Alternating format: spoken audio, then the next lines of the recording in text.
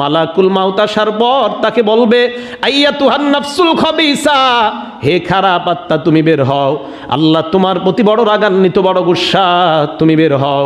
খারাপ আত্মাটা কিভাবে বের হবে? নবী বলেন ইউনতাজাউ কামা ইউনতাজাউ সাফুদু মিনাস সুফিল মাবলুল, ভেজা রুই থেকে লোহা যেইভাবে বের করা হবে, অথবা পশমের গোড়ায় গোড়ায় কাঁটা দিয়ে আঘাত করলে যেই পরিমাণ ব্যথা হবে, তার শরীর থেকে আত্মাটা ওইভাবে কষ্ট দিতে দিতে বের করা হবে। আত্মা বের করার পর সালার বস্তার ভিতর তার আত্মাটা ঢুকানো হবে। ঢুকানোর পর ফেরেশতারা রওনা করবে। আগেই বলেছিলাম তিনটা কথা, আমলনামা, আত্মা আর দেহ। তার আত্মা নিয়ে যখন আসমানের দিকে রওনা হয়, আল্লাহ বলবেন আত্মাটা আসমানে উঠানোর কোনো প্রয়োজন নাই। ফেরেশতারা নাকের মধ্যে ধরবে আর বলবে কার আত্মা কোথায় নিয়ে যাও? এমন খারাপ গন্ধ আমরা জীবনেও পাই নাই, তাড়াতাড়ি সরাও। আল্লাহ বলবেন আমার বান্দার আমল নামা সিজ্জিদ নামক জেলখানায় লিপিবদ্ধ করে দাও, দেহের মধ্যে তার আত্মাটা দিয়ে দাও। কবরের মধ্যে তার আত্মা দেওয়ার পর ফায়াতিয়ানিহি মালাকান, দুইজন ফেরেশতা তার কাছে আসবে। তাফসীরের কিতাবে আসছে মাথা থেকে পা পর্যন্ত বড় বড় চুল দেখা যাবে। দুইটা চোখকে মনে হবে 12টার মতো চোখ মনে হবে, এমন ভয়ঙ্কর চোখ নিয়ে তার সামনে উপস্থিত হবে। উপস্থিত হওয়ার পর তাকে প্রশ্ন করবে তোমার রবকে জবাব দাও, ধর্ম কি জবাব দাও, এই নবীকে চিনো কিনা জবাব দাও। দুনিয়ার মধ্যে শিরিক করতেন আর আল্লাহর মোকাবেলায় শিরিক করতেন আর চাপাবাজি করেন। আমি তাহাজ্জুদ পড়ি, আমার একদিনও তাহাজ্জুদ কাজা হয় না। শিরিক করবেন আর কবরে যাইবেন, যাওয়ার পর দেখেন গুতা একটাও মাটির মধ্যে পড়বে না। খুব তাহাজ্জুদ গুজার দাবি করেন না,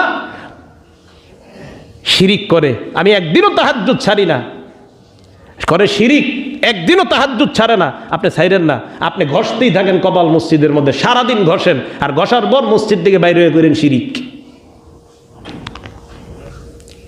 3 প্রশ্ন করার পর আমি কিছুই জানি না, হা হা লা আদরি, আমার প্রশ্নের জবাব জানা নাই, হা হা লা আদরি। মুসলমান আমি আর আপনি যেন এমন না হই, আল্লাহ হেফাজত করেন, বলেন আমিন। ওই বান্দাকে ফেরেশতারা বলবে আলাম ইয়াতিকুম নাযীর, তোমার কাছে কি কেউ ভয় দেখার জন্য তোমার কাছে আসে নাই?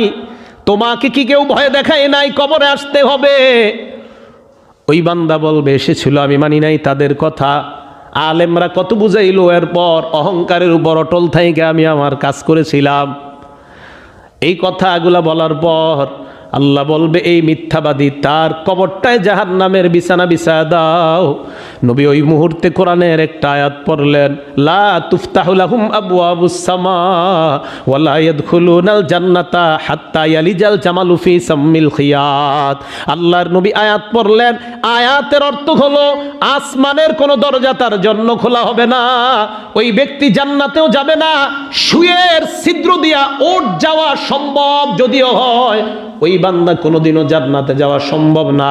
বলেন আপনারা সুয়ের ছিদ্র দিয়া ওট কোনোদিনও প্রবেশ করতে পারবে? আল্লাহর নবী কয় ওইটাও যদি কোনোদিনও প্রবেশ করে, কিন্তু কোনোদিনও তো করবে না, ওইটা সম্ভব হতে পারে, কিন্তু এই ব্যক্তির জান্নাতে যাওয়া কখনো সম্ভব না। ওই ব্যক্তির কবরের মধ্যে আল্লাহ বলবেন তার কবর থেকে জাহান্নামের পর্যন্ত দরজা খুলে দাও। কবরের মধ্যে জাহান্নামের গরম বাতাস আসবে আর হিট আসবে। আল্লাহ বলেন লাহুম মিন জাহান্নামা মিঘাত ওয়া মিন ফাওকিহিম গাওয়াশ, নিচে তাকায়া দেখবে বিছানা আগুন আর আগুন, উপরে তাকায়া দেখবে ছাদ আগুন আর আগুন, চারোদিকে তাকায়া দেখবে আগুন আর আগুন, ভয়ঙ্কর। নবী বলেন ইয়াদিকু, কবর এমন সংকুচিত হবে, হাত্তা তাখতালিফা আযলাউহু, তার হাড্ডিগুলা একটা আরেকটার মধ্যে ঢুকে যাবে। আল্লাহর নবী বলেন হঠাৎ ওই বান্দা তাকায়া দেখবে একজন লোক দাঁড়ায় আছে, তার শরীরে আঘাত করবে, ইয়াসিহু সাইহা, এমন জোরে একটা চিৎকার মারবে, তার চিৎকারের আওয়াজ দুনিয়ার জিন ইনসান ছাড়া অন্য সবাই শুনতে পায়।